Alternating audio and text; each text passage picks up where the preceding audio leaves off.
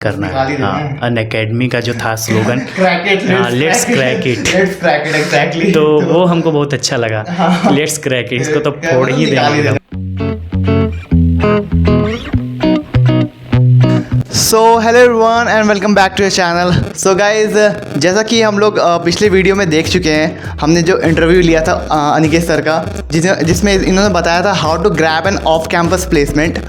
और उसी तरह पिछले वीडियो की तरह आज का वीडियो भी बहुत इंपॉर्टेंट होने वाला है उन सभी कॉलेज गोइंग स्टूडेंट्स के लिए, और उनके लिए भी जो अभी थर्ड ईयर में, फोर्थ ईयर में, जो अगले साल गेट का एग्ज़ाम देने वाले हैं, गेट 2023 के लिए जो प्रिपेयर कर रहे हैं, उनके लिए भी बहुत इंपॉर्टेंट वीडियो होने वाला है ये वाला। क्योंकि सर आज अपना एक्सपीरियंस बताएंगे कि कैसे इन्होंने गेट क्लियर किया, गेट 2022 को। जो सबसे पहले मैं तो सर को कॉन्ग्रेचुलेशन बोलूँगा। तो सर का रैंक है, ऑल इंडिया रैंकिंग है सर का 1300, और इनको अभी मिल चुका है IIT गुवाहाटी ट्रांसपोर्टेशन इंजीनियरिंग। तो सर पहले तो बहुत बहुत कॉन्ग्रेचुलेशन फॉर दैट कि आप मैंने जो अचीव किया है ना, आपने एक एग्जाम्पल सेट करके रखा है हम सभी के लिए, हमारे कॉलेज के स्टूडेंट्स के लिए। अब सर अपना एक्सपीरियंस बताएंगे कैसे इन्होंने ग्रैब किया और कैसे इन्होंने पढ़ाई करी गेट के लिए। तो सब कुछ आज हम लोग पूछने वाले हैं। तो प्लीज़ ये वीडियो को एंड तक देखना, क्योंकि बहुत इंपॉर्टेंट वीडियो ये सभी के लिए, क्योंकि लिविंग एग्जाम्पल हमारे सामने बैठे हुए हैं हमारे साथ में। तो सर पहला क्वेश्चन कि गेट का जो एग्ज़ाम होता है वो इंजीनियर्स के लिए कितना इम्पोर्टेंट होता है? Well, thank you Sushant for the appreciation. Experience तो मेरा गेट का मतलब कि तैयारी का बहुत अच्छा रहा। पहले क्या हुआ था कि शुरू में पढ़ने के लिए थोड़ा सा मतलब जद्दोजहद करना पड़ता था, थोड़ी मेहनत करनी पड़ती थी, थोड़ा मन को मारना पड़ता था।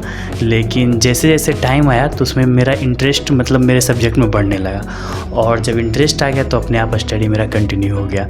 और जब कंटिन्यूएशन आ गई तो उसके बाद तो फिर रेस्ट इज जान ही रहे, rest is history of course.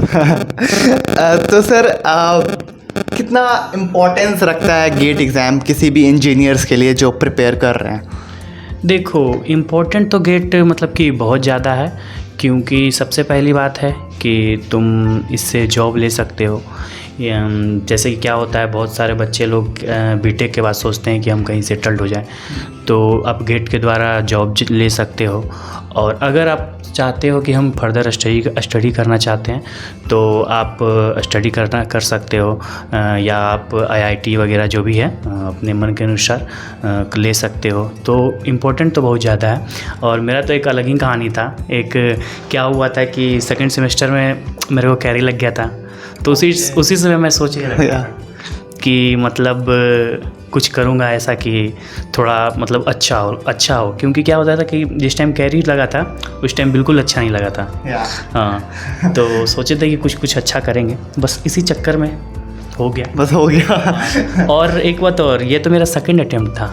अच्छा। फर्स्ट अटेम्प्ट तो हम थर्ड ईयर में ही दे चुके थे। तो फर्स्ट अटेम्प्ट में क्या हुआ था कि मेरा सिर्फ कट ऑफ पार हुआ था। उस टाइम 29 स्कोर था मेरा, 29 पॉइंट समथिंग था, बट अभी 62 है। वाओ सर, बहुत, कैन यू इमेजिन 29 से डायरेक्ट 62? Wow sir. तो सर ने जितना एफर्ट लगाया ना यार, वो तो नेक्स्ट लेवल का है। हम लोग खुद देखे हैं, सर पढ़ते ही रहते थे, जब भी अपने रूम में सर के रूम में आते थे तो सर बहुत ही मेहनत करते थे। ये हमने अपने आंखों से देखा है। सो एक होता है जब बच्चे गेट के लिए प्रिपेयर करते हैं तो उनको ये टफ़ लगता है। तो आपके हिसाब से गेट कितना टफ़ है एग्ज़ाम? सुशांत, सबसे पहले मैं बोलना चाहूँगा ये कि टफ़ होता क्या है। जो हम चीज़ नहीं जानते हैं वो टफ़ होता है, और जो जान गए वो ईजी होता है। तो टफ़ से ईजी बनाने के लिए जो क्राइटेरिया होता है उसी को बस थोड़ा सा उसी को पढ़ाई बोलते हैं। अपना तो पढ़ाई ही बोलेंगे। हाँ, तो उसी को मतलब कि अगर हम पढ़ते रहते हैं, उसको पढ़ के रिवाइज़ करते रहते हैं तो वो टफ़ नहीं लगता है। लेकिन हाँ, अगर एक शब्द में बोलना चाहूँ तो गेट का जो टफनेस लेवल है मॉडरेट कह सकते हैं उसको।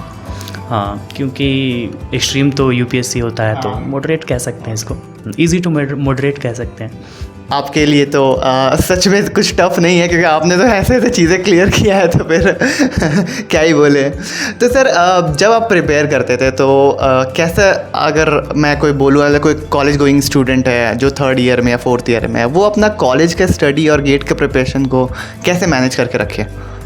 हाँ, ये तो है, थोड़ा ये फैक्टर मतलब करता है, क्योंकि कॉलेज के स्टडी भी बहुत ज़्यादा मतलब कि मैटर कर जाते हैं।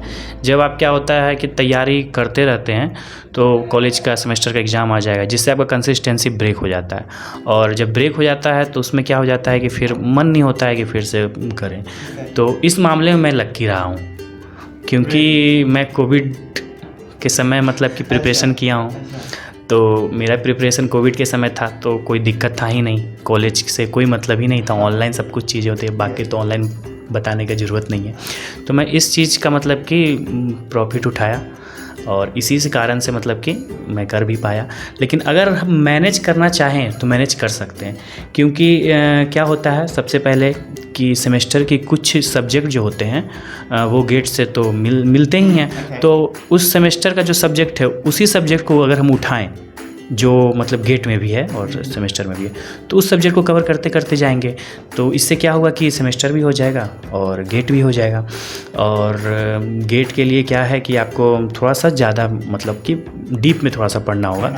हाँ, तो उसके लिए कि थोड़ा सा 1-2 घंटा ज़्यादा दे दिए तो वो मैनेज है, तो आप कर सकते हैं। बस थोड़ा सा आपको मेहनत लगेगा, थोड़ा सा खेलना कूदना इधर उधर घूमना कम करें, थोड़ा कम करें, और फिर हाँ, और अपना जितना भी एफर्ट्स है वो एग्ज़ाम को दें। हाँ, तो सर को तो एडवांटेज मिल गया, लेकिन मैं तो इतना ही कहूँगा कि किस्मत भी उन्हीं के साथ होता है जो पूरी तरह से डिटरमिन हो और अपना 100% देने के लिए रेडी हो। तो सर ने तो अपना पूरा 100% दिया था। सर ये सब तो हो गई कॉलेज की बातें और गेट का। तो आप अपने टाइम का बताइए, आप कितना टाइम देते थे गेट एग्ज़ाम्स के प्रिपरेशन के लिए? आप पर डे कितना आप पढ़ाई करते थे? क्योंकि ये बहुत ही कॉमन सा डाउट है कि मैं कितना घंटा दूं इस एग्ज़ाम्स को प्रिपरेशन में।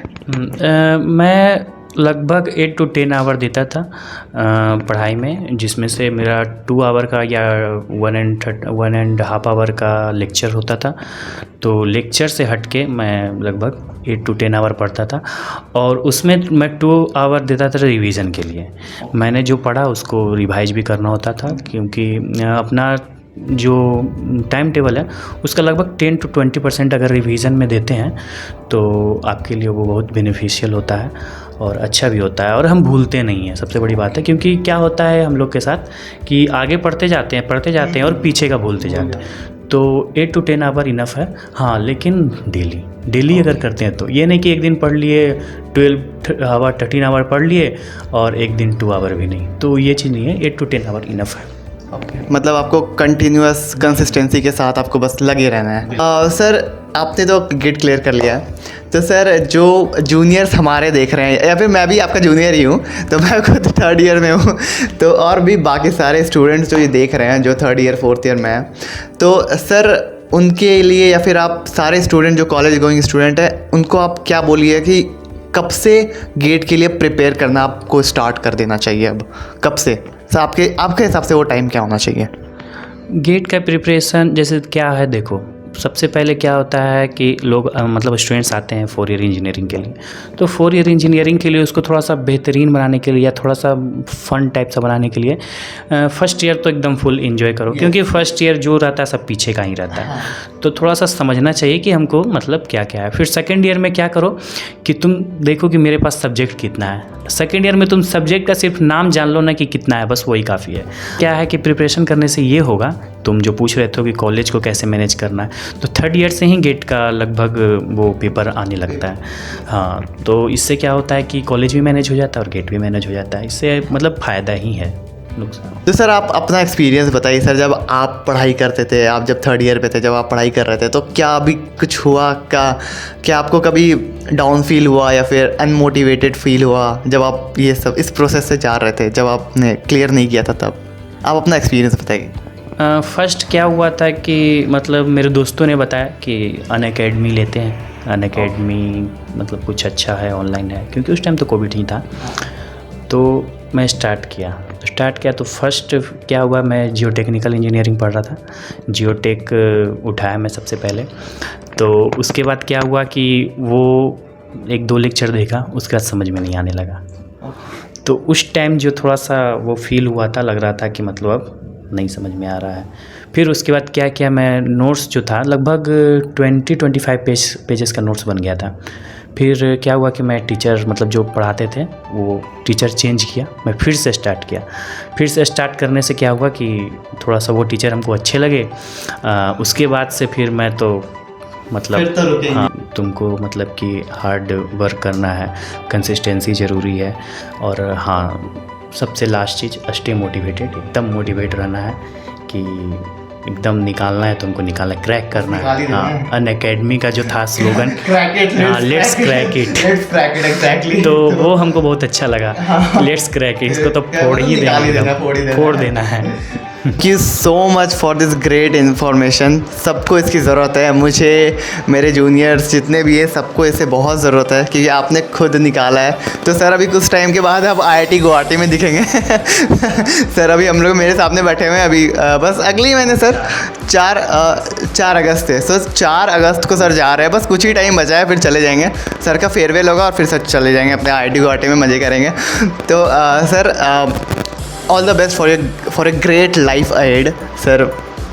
आप you will be miss sir, मतलब सबसे ज़्यादा कोई अलग मिस करेंगे हम लोग का बैच तो सर आप ही को करेगा। और आई डोंट नो वो तो सर ठीक है, बस आप कांटेक्ट में रहिएगा और क्या। हाँ, तो thank you so much for watching this video. और सर आपको भी थैंक यू सो मच मेरे ब्लॉग में आने के लिए। तो so guys, if you feel that ये थोड़ा सा भी अच्छा सा इन्फॉर्मेटिव आपको लगा, then please like the session और सब्सक्राइब कर देना। And do share it with your all friends जो भी है, जो प्रिपेयर कर रहे हैं गेट के लिए, गेट 2023 के लिए, तो ये उनके लिए हेल्पफुल है। Okay, so thank you so much sir, and thank you so much for watching.